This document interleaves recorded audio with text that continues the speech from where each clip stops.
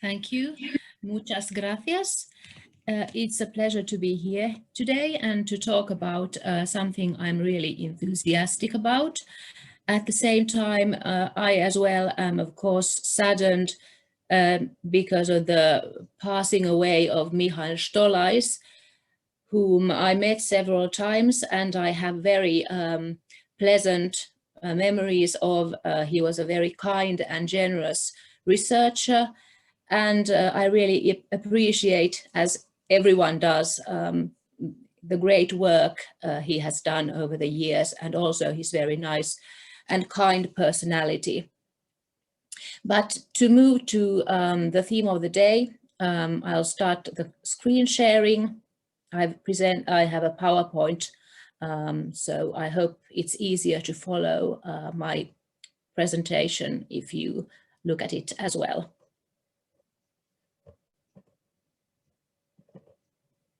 So here it is. So moving into the public eye, women and legal scrivening in later 19th century Finland. I'll just try to get, oh no, it's not working.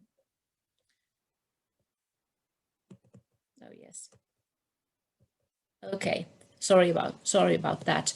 Okay, so a couple of words about the structure of my presentation today. I'm first going to talk about contexts, some words about the legal culture, how this relates to my own research at the moment, and already something I've already done, and then present the legal literacy project that this work is a part of. Then I will move on to talk about women doing invisible legal copying in 19th century Finland, talk something about the administrative and work culture in the country before going into details, that is my examples from literature, from memoirs and autobiographies. And then I will move on to the becoming visible part, when the legal copying and scrivening done by women was moving to the public eye, so that everyone could actually see women writing legal texts. And there I will be using mainly examples from newspapers, memoirs, and autobiographies. But you can see here a map of 19th century Finland. Finland was part of the Russian Empire at the time, but Finland was an autonomous Grand Duchy. So Finland had its own laws and own court system that was very much in the old Swedish tradition. So it wasn't amalgamated or harmonized to become part of the Russian legal system. So you must keep this in mind when you think about the comparative part. And when one talks about legal work in Europe, one must remember that there are three different traditions. Usually textbooks only mention two, but I would like to argue that there are actually three. There is the common law tradition, where legal training and becoming a lawyer was done by the Inns of Court, where there was an apprentice kind of system, and that was the main route for people to become lawyers. Then, of course, the continental system, where you got your law degree at the university to become a lawyer. Of course, then there was also a tradition of notaries, for example, with a different route, but real lawyers became lawyers after taking studies and exams at the university. And then there's the third model, and that's the lay-dominated tradition of Northern and Northeastern Europe. For example, Russia, Finland, Sweden, and to some extent also Denmark and Norway. And lay domination meant that you didn't necessarily have to have a training at all to become a judge. There were lots of lay judges in the countryside and in town courts as well. And the professionalization really took place only, for example, in Finland in the 19th century and 20th century. So a very different kind of tradition than in certain other parts of Europe. So how does this relate to my own research topics? I have a project funded by the Academy of Finland that focuses on legal literacy in Finland. And when I talk about legal literacy, I mean what ordinary Finnish persons knew about the law. And it's related to the book I edited, Legal Literacy in Pre-Modern European Societies. I wrote the introduction and then a study on book ownership and legal literacy in 18th century towns based on estate inventories, what books people owned at death when they died. So their property was listed on an inventory, and there you can see what books they actually owned when they died. But then it's also related to my work on women lawyers, and I wrote an article on women's early advocacy in Finland in a book called New Perspectives on European Women's Legal History. There are actually many articles on female lawyers in that book, so check it out if you're interested in that topic. So that's my current research project, and a few words about what I mean when I talk about legal literacy. It's not only knowledge about the law, but it's also skills in law. So when I talk about knowledge, I mean the content of the law, what the law actually says. For example, in family, criminal law matters, administrative or procedural laws, what the law courts are, how, what the legal terminology is, and so on. Skills then are practical things, how to do things, practical know-how, writing legal texts and documents, how to formulate various legal texts, legal thinking and argumentation, how to manage a case, for example, in the court, advocacy, acting as an attorney or agent or advocate, and also general legal counseling and advising. But the project focuses on non-professionals. So we're looking at a sliding scale of legal literacy. On the one extreme, there are the true professionals. And on the other end of the scale, there are people who knew absolutely nothing about the law.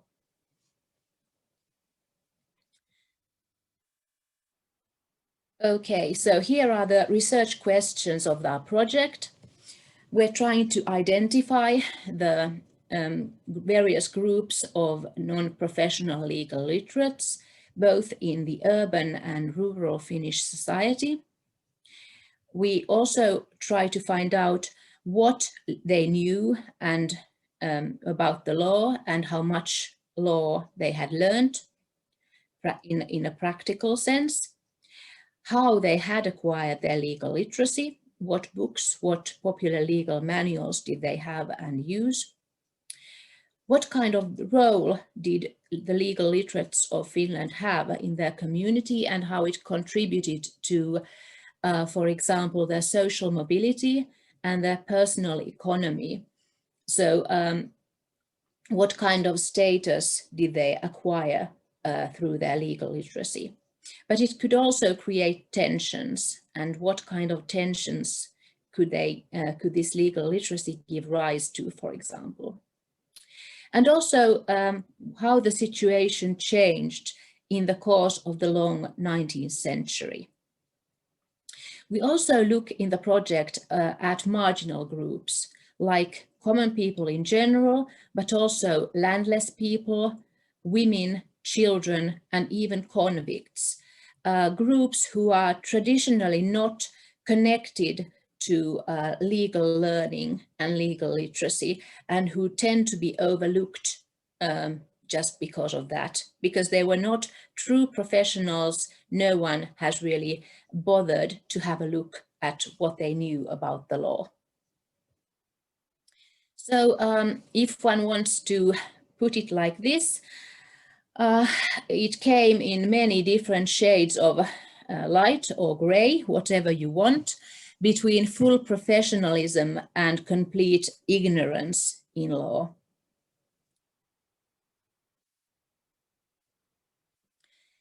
And then to my presentation of the topic I'm going to talk more about today.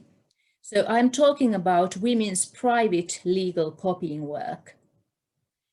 And I'm going to focus on two very different main examples of this invisible legal copying in the 19th century.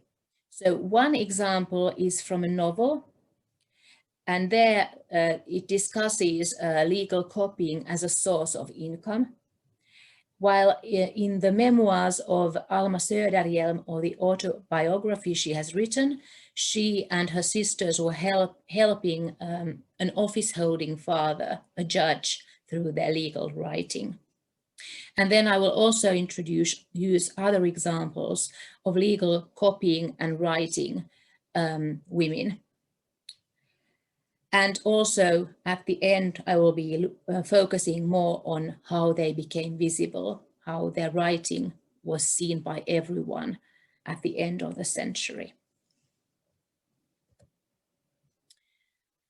So firstly, as in many countries, administration, both general administration and administration of justice, required huge amounts of writing. So everything was copied by hand. Everything, many copies had to be produced of the same documents and so on. So there weren't enough scribes on the payroll to manage all this. And that's why some of the judicial and administrative writing was outsourced to external persons. That's an important part of understanding the legal writing of women in the 19th century. Another important aspect was that offices, governmental offices, for example, were seen as family enterprises. Usually the husband or one of the males of the family had the actual office, but then the rest of the family was aiding this person, the office holder, and performing some of the work that belonged to the office as well. But usually no one ever sees or refers to this, the assisting members of the family. So they are kind of invisible because just the office holder is visible, and of course a man. Then another feature that's really important to understand is the pluriactivity of the economy.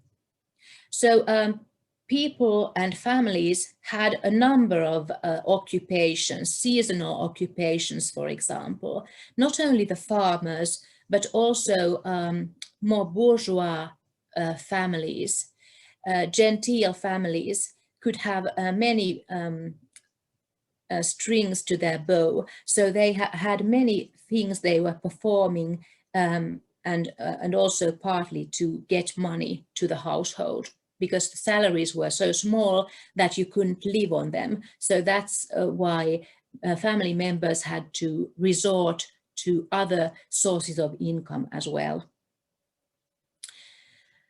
And of course, genteel poverty was also a factor. For example, widows who could not survive and take care of the family on the small income after the husband, for example, had died, had to resort to take up various work tasks in order to get more money to survive. And also, for example, sisters, aunts who did not have any income of their own had to be taken care of by their male families, and that's why they also could assist to the various tasks and work done in the household. But also, the 19th century was a time of state formation in Finland and a growing sense of national feeling. And work became a really important aspect of that national feeling. Sorry for that. So working for the nation, serving the nation was important, and work had its own moral value. So it was an honorable thing to work, and to work hard, not to be lazy and just waste one's time, but to do something productive and do something for the family and for society. That was also an important aspect in people's minds. So keeping this in mind, let's move on and look at our first example of invisible legal scrivening and copying. And this comes from a novel. It's one of the first girls' novels written in Finland at the end of the 19th century. It came out in 1889, and it translates into, in a period of development, a tale about girls. So it's about, as the name says, about girls, teenaged Helsinki schoolgirls who talk about their lives, daydream about the future, and have plans for the future, what they want to do with their lives. And one of the main characters is a 15-year-old poor girl called Hanna Rappe.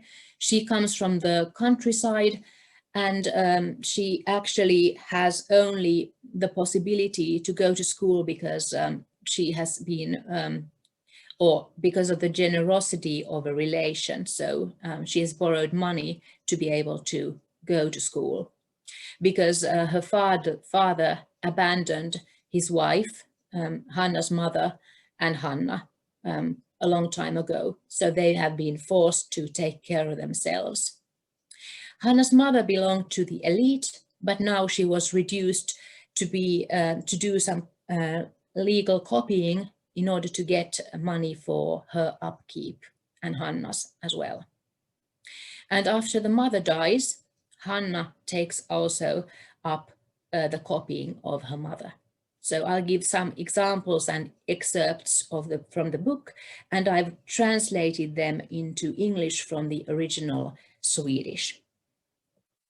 So here you can see I've underlined the most important part. So Hanna is describing her mother, who is alone and ill, in order to be able to pay for the 2 hired rooms and a small potato patch in the house of the local merchant. The mother does copying for the local judge. So I'll just skip to the next, or go to the next citation. So she's doing copying for the local judge. That's the important part in this citation. And Hanna wants to be a well-off registrar. She's talking with her friends. It's spring, everyone is happy. They have had a nice party, and they talk about what they want to do in the future. And Hanna wants to become a well-off registrar in the countryside, a scribe, and then she will have the income she needs to offer her friends lemonade and cakes.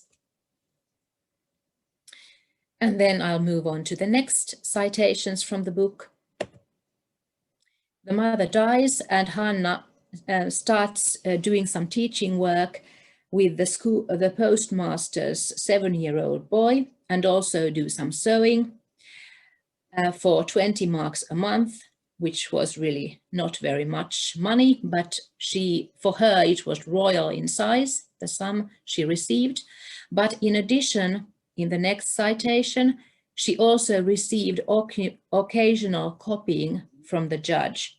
So the local judge had so much work writing and copying court records and so on, so he outsourced those to external scribes or copyists, like Hanna's mother first, and then Hanna herself.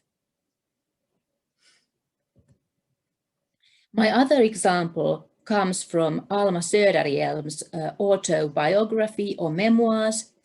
Alma Söderhielm is best remembered as the first Finnish university professor in history. And she was born and educated in Viipuri. Her father became later the procurator of the Senate, corresponding roughly to Attorney General. But he was first a district judge for many decades in Äyräpää, and he was not only busy as a judge, but also as a father. He had 11 children with his wife, and they lived partly in Viipuri and partly then in the district of Äyräpää, where they had a manor in Tervola. The father is probably, you can't probably see the image because he's behind our images here, but you can see Alma at least. And here are the 8 daughters of the judge. What's important to remember, that judges' salaries were only partly paid by the state. Mostly the salaries they received consisted of perquisites that they received from the litigants when they gave out copies of sentences, for example, or documents. So that formed the lion's share of their income. So it was really important. And the judge himself hired any staff he needed. So judges tended to want to keep expenses down at the minimum so that they would pocket the lion's share of the perquisites they received.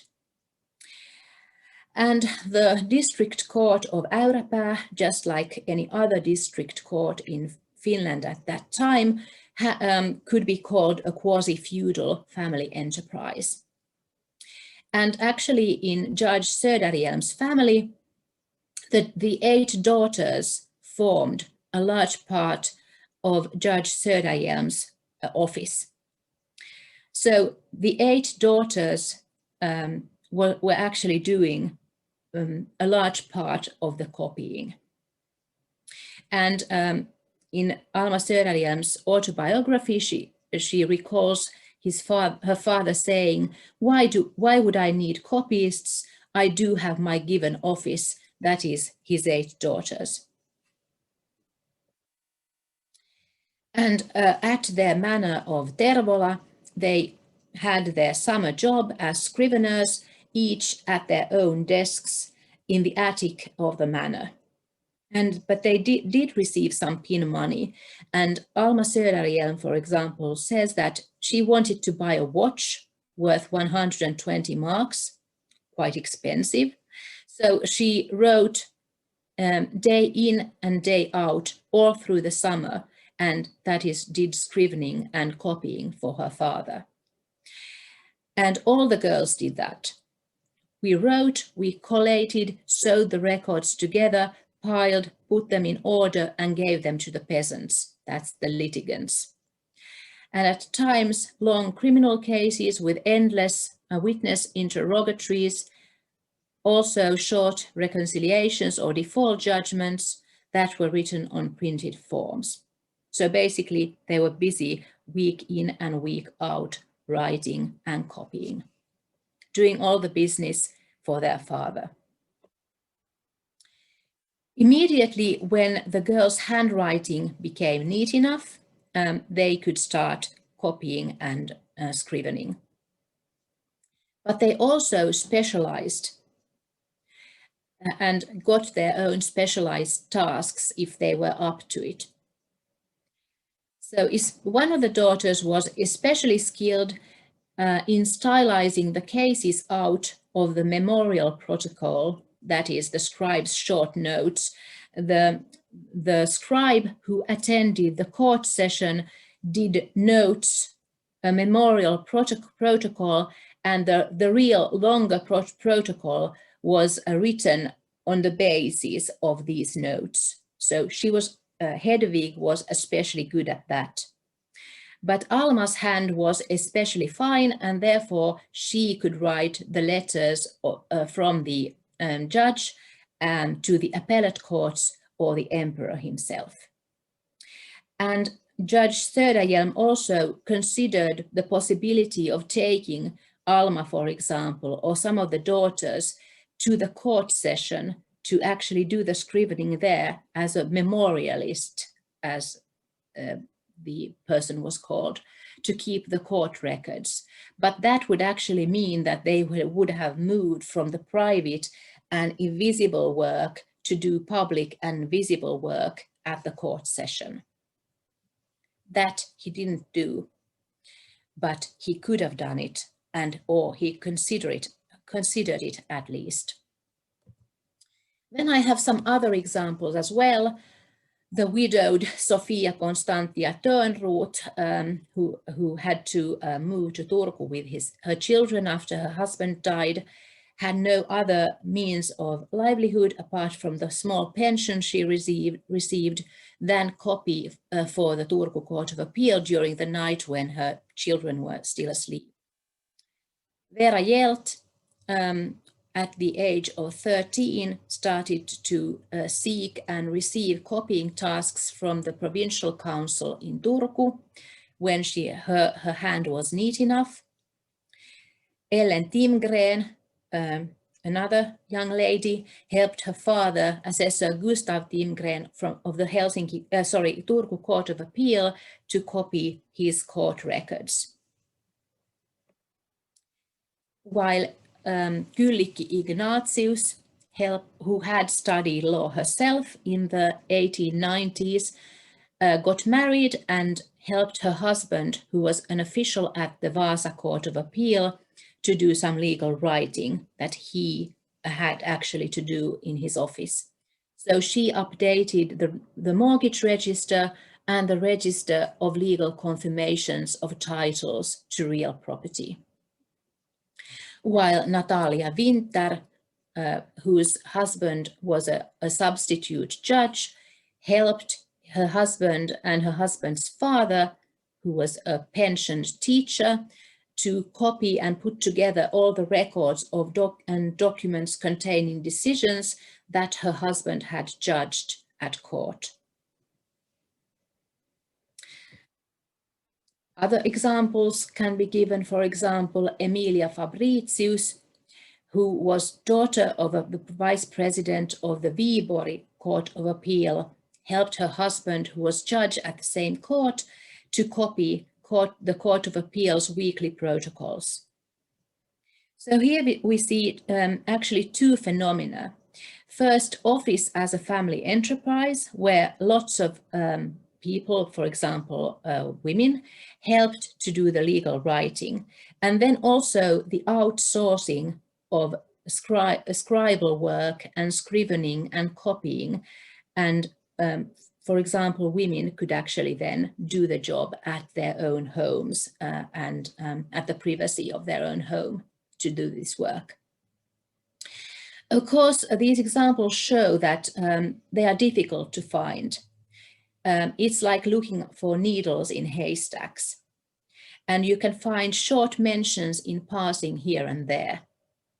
But I think that there are so many of them that I've found that perhaps women's legal copying and writing may have been more common than previously thought. And then moving on to how this women's scrivening activity actually became visible at the end of the century. So this is what a Finnish local court in the countryside looked like. There's a judge behind the table, and then the jury sitting next to the wall. And then next to the judge, there was a person keeping the records, a scribe, making notes, the memorialist who aided the judge.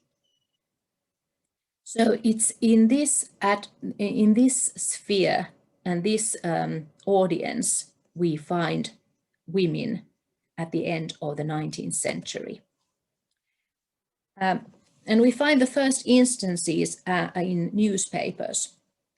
Robert Montin, a judge trained at the bench, was chairing an extraordinary court session in Lapland.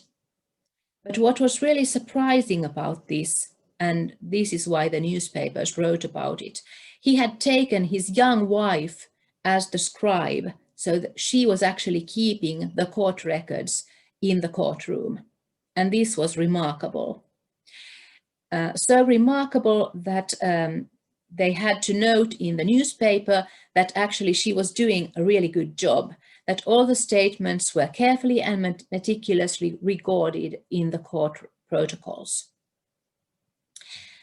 The newspapers also observed that a female law student was acting as her brother's, who was the judge, scribe at the winter court session in Ilomantsi in eastern Finland.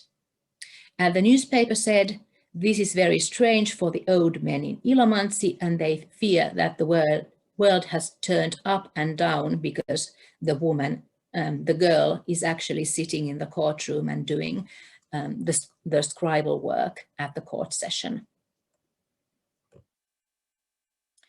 Another example of women becoming visible this way is Greta Selin, who acted as a memorialist for her father, Nikolai Selin, who was judge at the district of Käkisalmi. And again, the newspapers observed that this was, until now, a rather unusual undertaking, but she did it with expertise and routine. We also see women acting as advocates or working in advocates' offices and state offices as scriveners and copyists on both sides of 1900.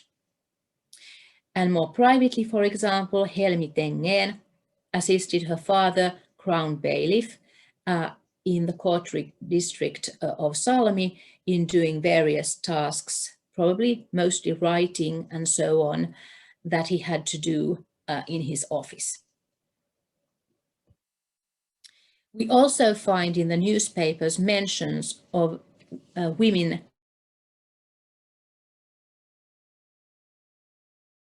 acting as advocate. Extract observes that at the extraordinary assizes in Rantasalmi, a woman from Viipuri, who was probably the first women in Finland who had advocated another person's cause in court.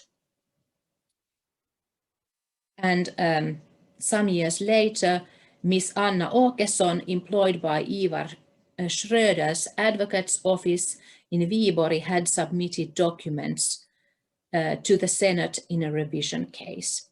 So women had started to do something the newspapers called advocacy. Since the 1890s, there was also an increasing number of female law students at the Faculty of Law in Helsinki. By that time, the postal services had already employed women for some decades. One reason for that was that it was cheaper to hire women than men because the wages were so much lower. Women had also begun to take up office work as copyists, advocates, assistants, and so on. And we already met Anna Åkesson in Viipuri, but also the newspapers talk about Signe Silén in Helsinki in the 1890s, and there were probably also many others. And the official first female lawyer in Finland, Agnes Lundell, had started by helping her father, who was a lay advocate in Turku. And later, Agnes herself started to study law, and she became the official first Finnish female advocate. So to conclude, when we see a legal document from the 19th century in Finland, we have to ask ourselves the question, who has actually written this document or this letter to the Senate, for example, or the emperor? I used to assume that the letters were written by judges or the judges' male scribes, but actually I might have been wrong in many cases, because I think this presentation and this evidence really calls us to question or to pose the question, who actually wrote the letter or the court record? Was it a woman? Was it a child? As legal copying and scrivening was partly outsourced from office holders to others, we don't know who necessarily, we know that they could be even women.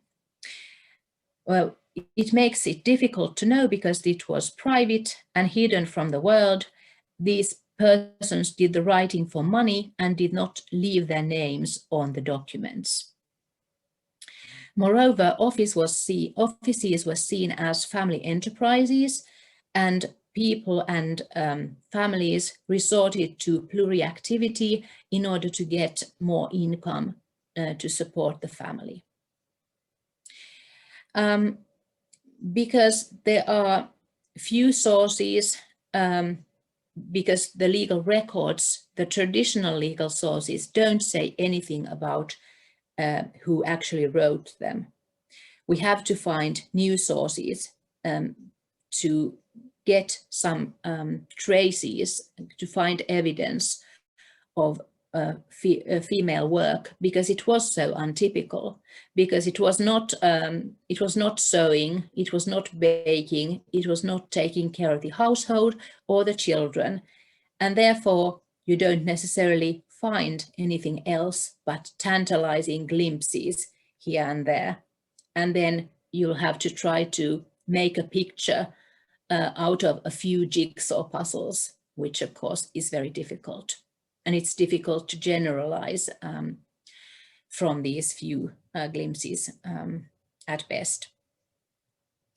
So is this just anecdotal evidence, or can we actually say that women's hidden legal copying and writing was perhaps more common as anyone has thought before? Legal scrivening could also be a means to obtain legal literacy. For example, Agnes Lundell took up law studying and became a very successful female advocate through her legal skills that she had obtained by helping her father. And when I talk about becoming visible, I see private female legal writing as an invisible mycelium. That's a very difficult word, but I talk about mushrooms.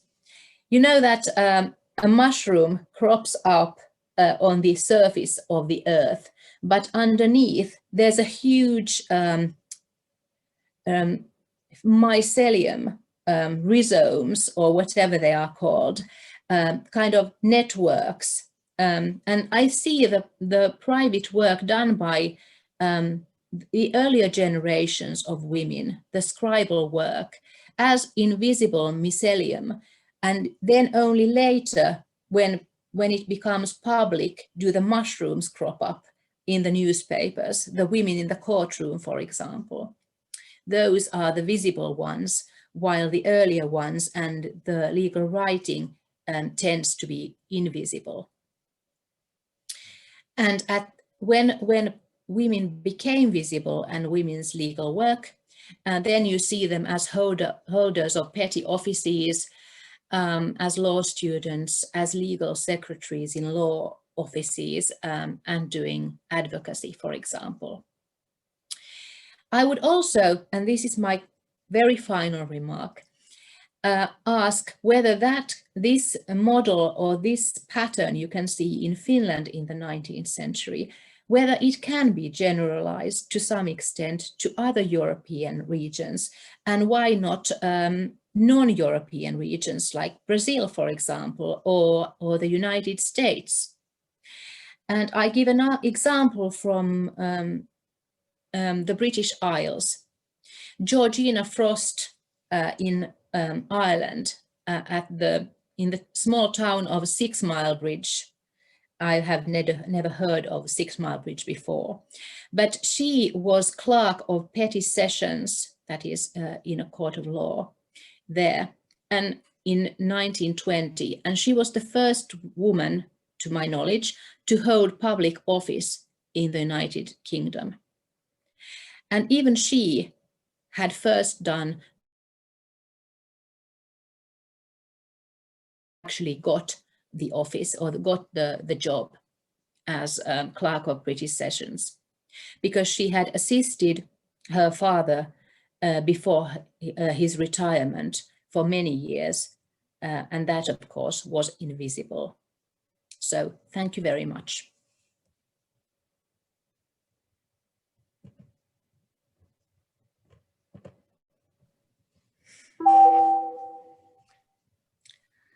Thank you very much, Mia.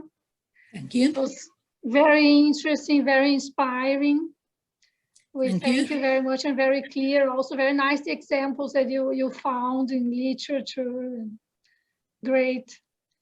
So we have some minutes now for the discussion.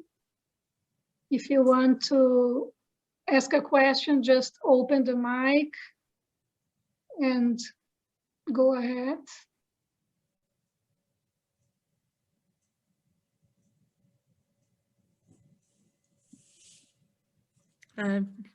Maybe I will start. Yes. Thank you very much, Mia. It was really, really interesting. And as a neighboring country, there is the particular great interest for me for this topic. Is the language a factor, some kind of factor in your research and study?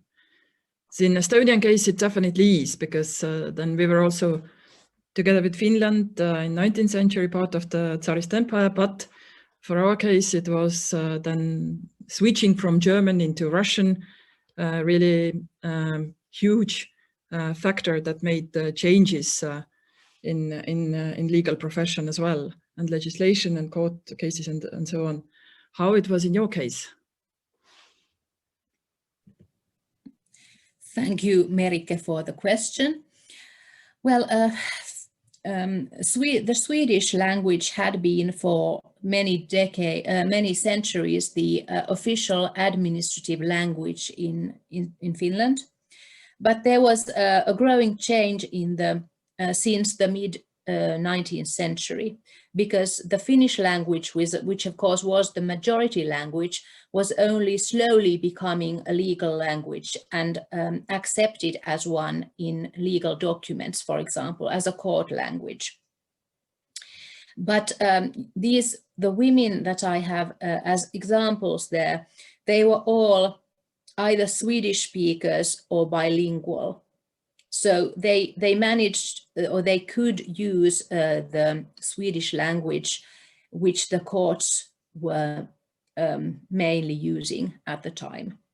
But I'm sure that, for example, someone sitting in Lapland or Ilomantsi as a scribe would also need to know some Finnish in order to be able to, for example, copy witness statements word by word, because those would probably have been in Finnish.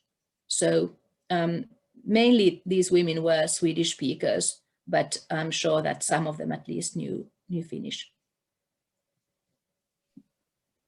if I may ask another question, you mentioned also that women were cheaper to hire. Again, I can see something 50 years later in Estonia that it becomes quite a large problem, that there is the competition in the labor market. And can you find also some kind of negative comments that men are criticizing this kind of tendency that their jobs kind of, or extra possibility to earn some additional money is now taken away by these women, daughters? Well, thank you. And that's a very good question, because that's something that you can see in, for example, the 1920s and 1930s, when we talk about female law students, because there were two different exams that you could take at that time at the Faculty of Law. There was the lower degree and the higher degree. And the higher degree was necessary to become a judge. So that you can see a clear gender bias here. So that women, or the lower degree has become not exclusively, but largely taken by women, while very few women took the higher degree, so that they had actually become gendered, so that women took the lower degree and they became these legal secretaries and assistants, while men were actually guided or counseled not to take the lower, the female degree, because they wouldn't get any good jobs if they only took that they should go up and take the higher degree and become real lawyers and make real money instead of doing this girly degree or something like that. So it was the competition was solved by gendering the exams and gendering work in this sense. And sorry to break into this question, then since when there was this double examination system, more or less? Well, there were several exam reforms in the late 19th and early 20th century, but you can see the gendered pattern already when the first female law students start studying law, because they don't take the real legal exam, they take administrative exams, and that's why they don't count as real lawyers. The first woman, well, about 40 women had already started to take study law when Agnes Lundell, who I talked about earlier, she became the first lawyer in Finland because she was the first to take that exam. And only that exam was a prerequisite to become a judge, for example. She didn't become a judge, she couldn't because the law didn't allow it, but only those counted for real lawyers. And the women who took the lower degrees or the other degrees could not have the same jobs. They could have some government posts, but not the best ones. So they became cheaper labor again than the men. So the competition was solved partly by gendering exams and systems.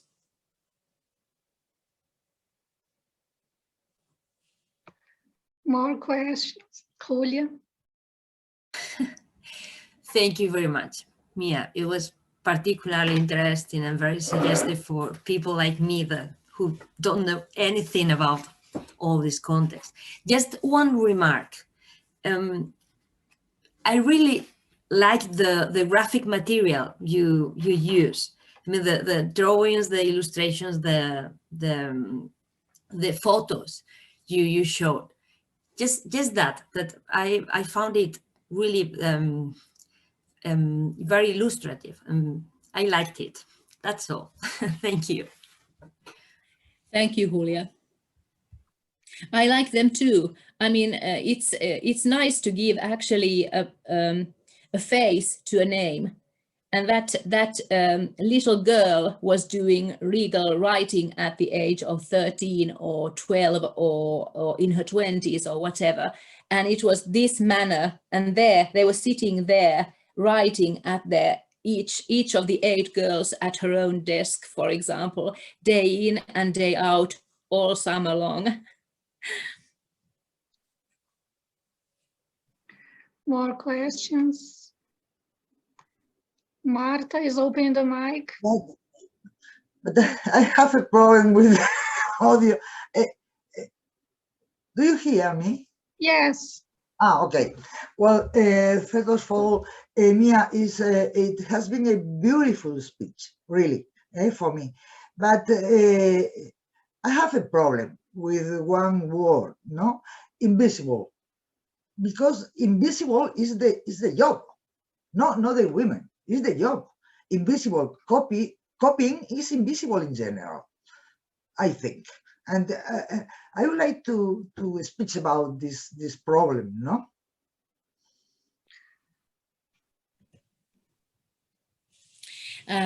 Thank you for the comment.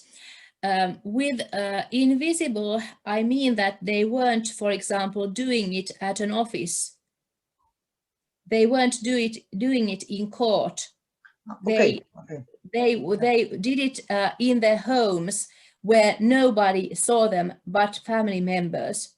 Okay. So their work was done within the house and within the household, and not out there in the public sphere. So I'm when I'm talking about invisible, I mean confined to the domestic sphere and not seen by the world. While if you're in the public sphere, then everyone can see it. So that's what I try to say with invisible and visible. Okay, but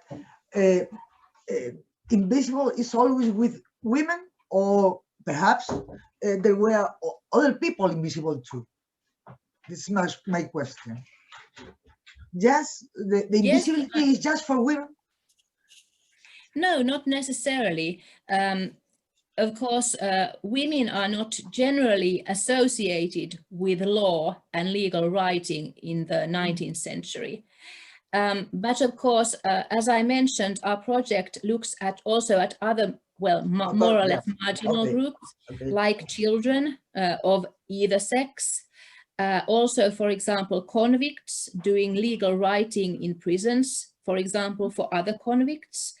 And also, well, landless persons, poor people who learned to write and did some scrivening and writing, for example, in the neighborhood, and got some status and money through doing that. So that's also in some ways invisible. But for example, women could not go and practice advocacy in the courtroom and again become visible that way. Whereas a man could, even though you were poor, you could go and act as a lawyer, or I mean an advocate for someone else, because there was no monopoly of advocacy in Finland. Okay, thank you very much. Serge? Thank you, Mia, for this very nice speech. I would have a question, because it's very interesting to see when women start to study law, work in legal offices and that kind of things. That's more gender history.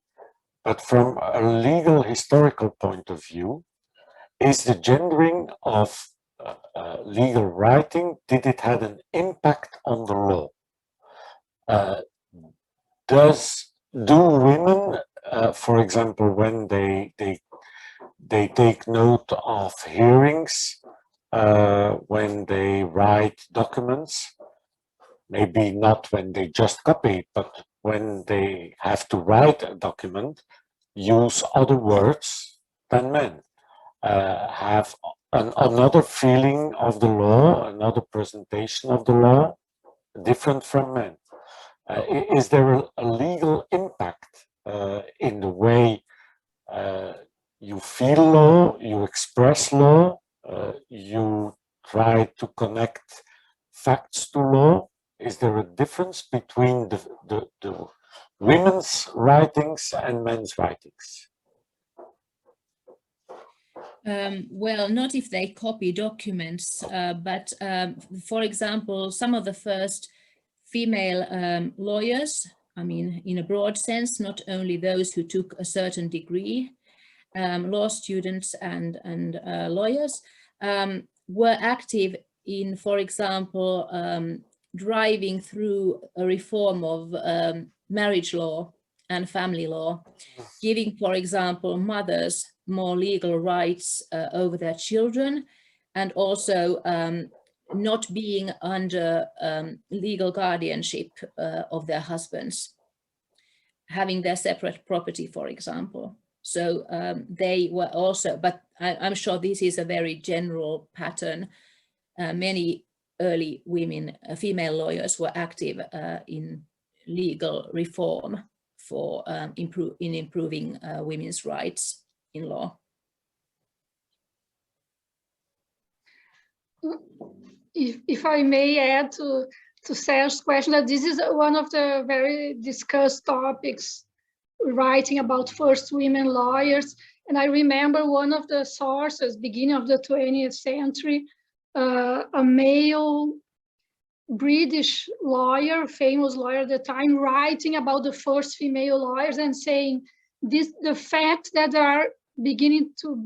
we are beginning to see female lawyers does not have any importance. It is important for the people concerned, but it will have no impact at all at the law. And so this was one of the main questions, I think, at the time when it was beginning, to state that there was no impact and there was not going to be any impact. But actually, Christabel Pankhurst and all this, the feminists, the suffragettes, they were all engaged in this. But many women, first women lawyers, were not feminists at all. On the contrary, they emphasized the traditional gender roles. I think, I don't know how do you see for the Finnish cases, if this is the case, or they were all engaged? Well, there were no hindrances for women to study law, but they could not become judges before the mid-1920s. But it's interesting to see that the first female jury members and the first female judges were actually lay women. So they had not studied law, but they were lay women. For example, some of the first female jury members were women who had helped the judge as in the judge's office. They were always there. If you needed an extra juror, you could always get the woman from the archive, the court archive, and get her to act as a judge. And also the first female judges were lay women hired by the magistrate as secretaries. And then they were chosen as magistrates, that is judges, in small towns in Finland. So it took a very long time before women actually became judges. And I suppose that kind of shows the weight of the tradition and a reluctance to actually open the office of judge to competition, and also the traditional gender roles that jurors were supposed to be like octogenarian old men, almost dying at the court session where they judged.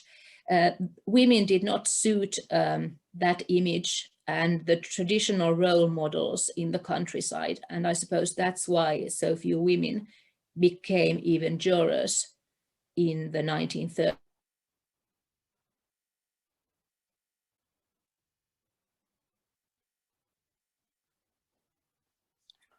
We lost. Yeah. Yes. Thank you for the conference. I have to go. I have another meeting in a few minutes. It was really nice to see all of you again, and nice to hear Mia. Thank you. Bye. Thank you, Serge. Bye. Oh, Mia is back. Great. We had lost you. So you're back. Yes. No, I would have, I don't know, more questions. I would have one or two remarks. I don't know any more questions. I don't know, Helen, you wanted to ask a question? No, no. Okay. No, just you started discussing, there's the civil law, common law, and then you would have in the Scandinavian countries a dominance of lay advocates and lay legal professions. And I think this is also true for, you wanted to break with this divide between common law and civil law. And actually in these studies of first women lawyers, usually the common law is seen as a more informal space for learning law. So theoretically, women would have more chances to start learning, having some legal literacy, as you say. But actually also these informal spaces were very hierarchical. So this is also a complicated conclusion to draw from this divide. But I like very much that you dismiss the divide and emphasize this dominance of lay professionals. And I think it's true for the continent too, for the European continent and for South America also. It's, of course, the law faculties had an important role, the universities had an important role, but there was a wide range of informal or lay professionals who were engaging with law as scribes or as assessors. So I think this is actually for us, our reference is Antonio Manuel Espanha, as always, one of his main works and one of his most interesting texts about legal literacy in the marginalized groups, published in the beginning of the 80s in French, actually, Savant et Rustique. And he was also always emphasizing how by the end of the 18th century in Portugal, there were many alvarás, many royal norms, complaining about the fact that there were too many literate judges and too many lay and even illiterate in the narrow sense. So no, this is just one remark. The second note that Can I say something? Yeah. Yes, please, yes. I was just, yes, I know that there probably are writing, women doing legal writing in the common law system, even though I don't think that there has been much study on them at all. But I was wondering, how about the continental system? Because you have notaries there, and everything has to go via a notary. So I was wondering whether there is as much space for informal and private legal writing by women or by men in that kind of system. I don't know if you have any experience or comments on that, but that's just something that I would find very interesting.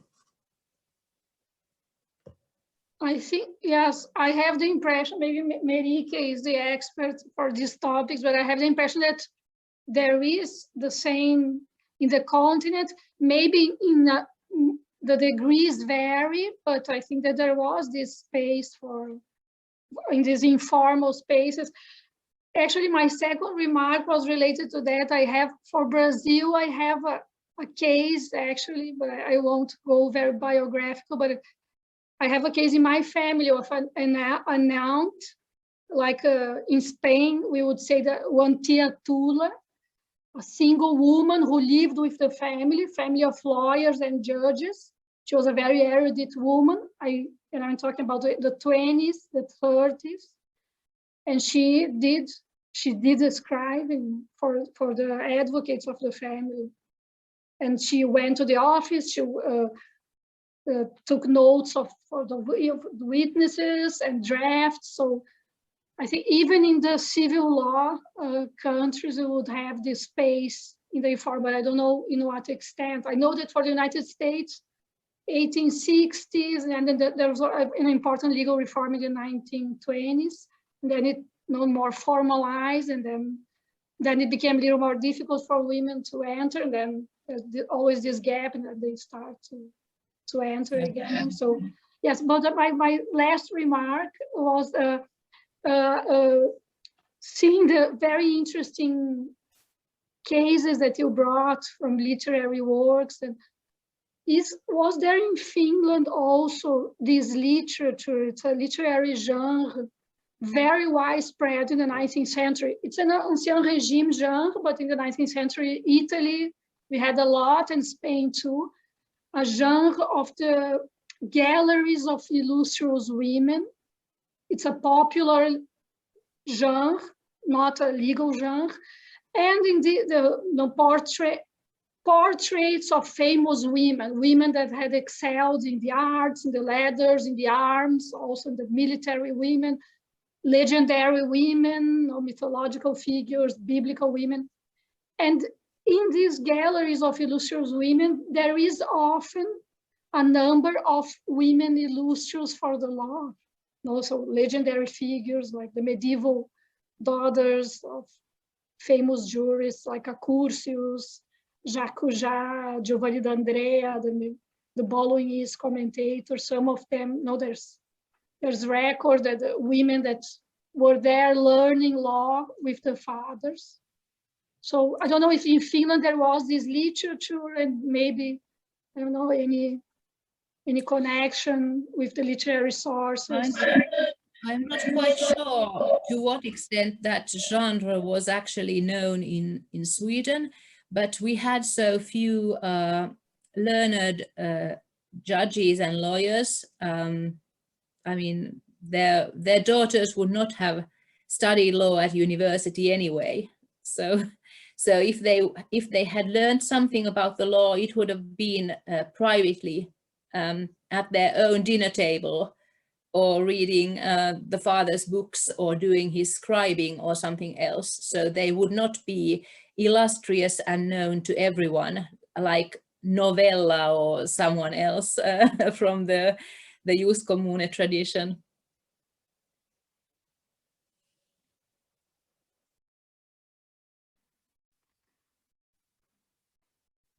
More questions?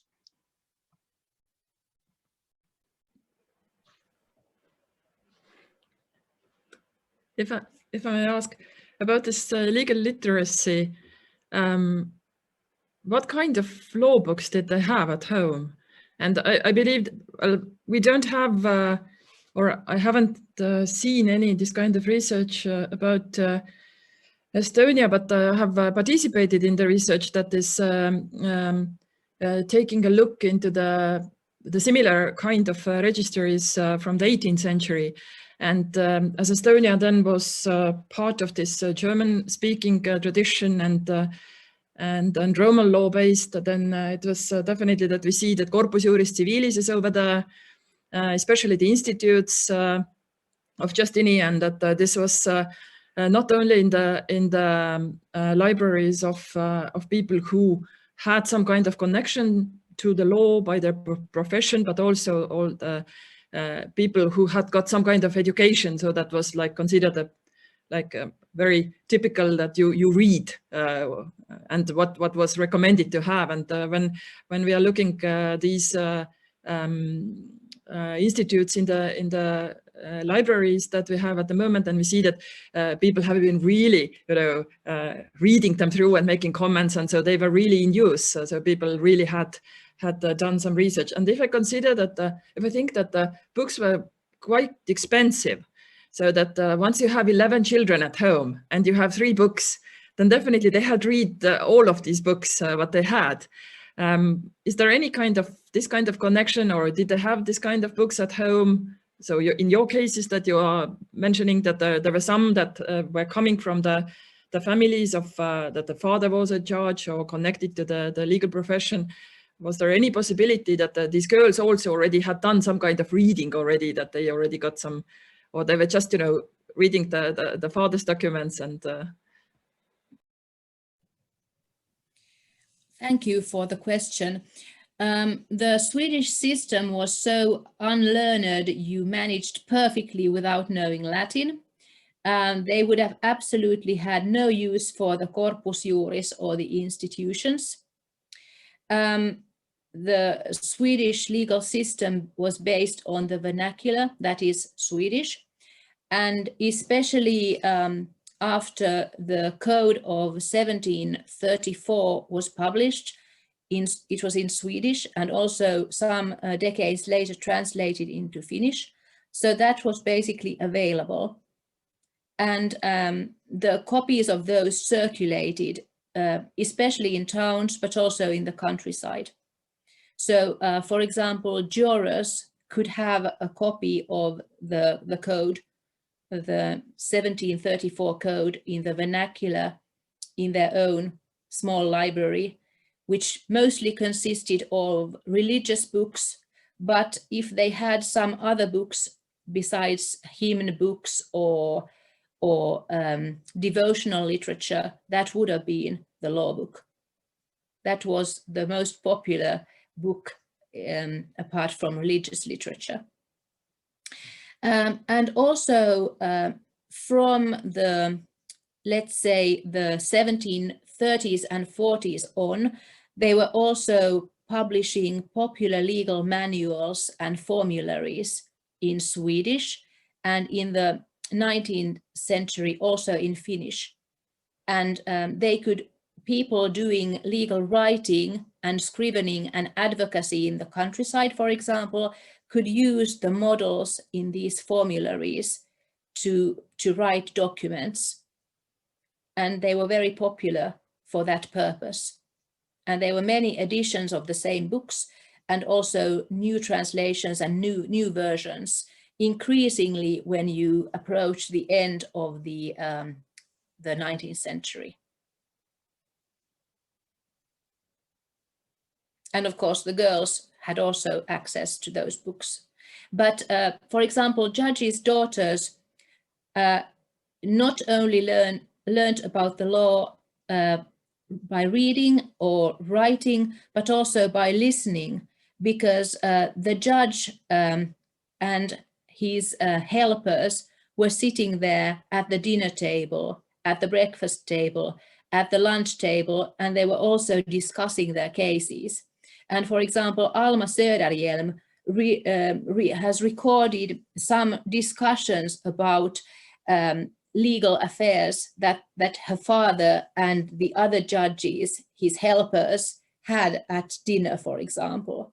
And she also has an instance where the father, the judge, was demonstrating the evidence in a certain, I think, murder case or something like that. And he was demonstrating it by the ticking of the clock, because the evidence in the case was centered whether you could hear the ticking of the clock in another room or not. So they were actually, he was demonstrating it by a clock and taking it to the other room and having the children listen to the ticking. So they were actually discussing the details of the case as well. So you probably learned something about the law of evidence, criminal law, by hearing these discussions and tales at the dinner table, simply.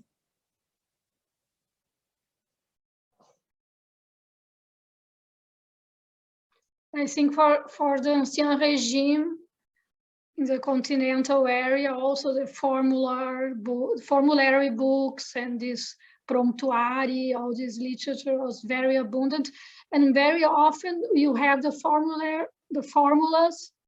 For example, Alonso de Villadiego, a very famous Spanish author of the 17th century, you have the formulas in Latin, and you have a lot of formulas also, models in vernacular. And many of them directed to women when women had to act, had to represent themselves in court, or or the cases of the Senatus Consulto Velleiano, the cases of surety contracts. So I think also a common trend. But as you are saying, as far as I can tell from what you're saying, I was also reading the book, there is really a very scarce, the literature, legal literature in Sweden and Finland, vernacular and not directed to the commentaries, not the jus commune literature. Yeah, precisely. And there was an increasing body of legal books meant for lawyers, of course, also in starting from the 18th century on. But that was mainly for lawyers, whereas the popular legal manuals and formularies were just for everyman. And they expressly say that this way you can take care of your own cases and litigate without the use of advocates and intermediaries who will just take your money.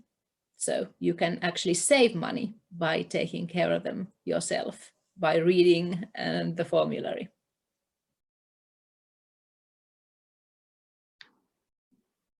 Thank you. I'm checking, I don't know if we have any more hands.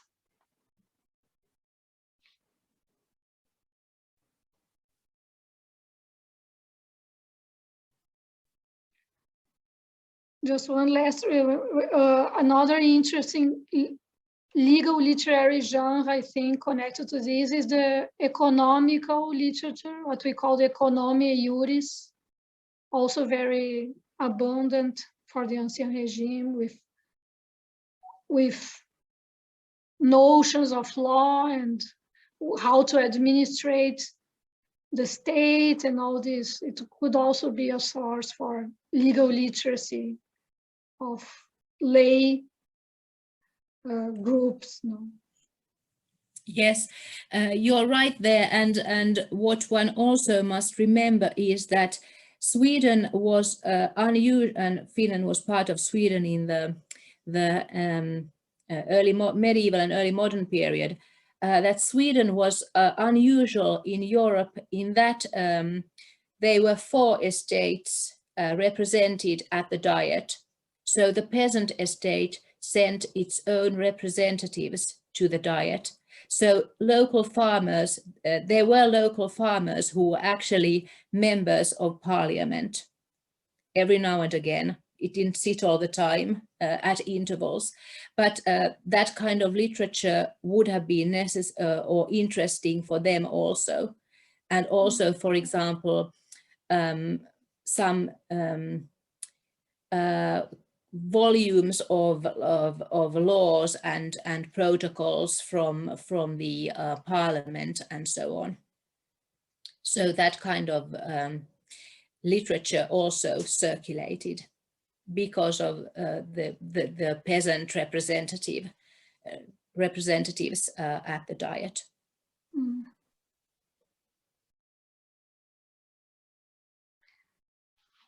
Well, more questions, remarks? So if there are no further questions, we would like to thank you very much, Mia, for this very interesting, inspiring, illustrative lecture. Our next section of the legal history seminar was scheduled for April 23, but it's canceled, unfortunately. And our next session will be on May 27th. And just if anyone would be interested, we will be welcoming you by the end of May. So thank you very much again. It was very nice. We would like to thank you for inviting me.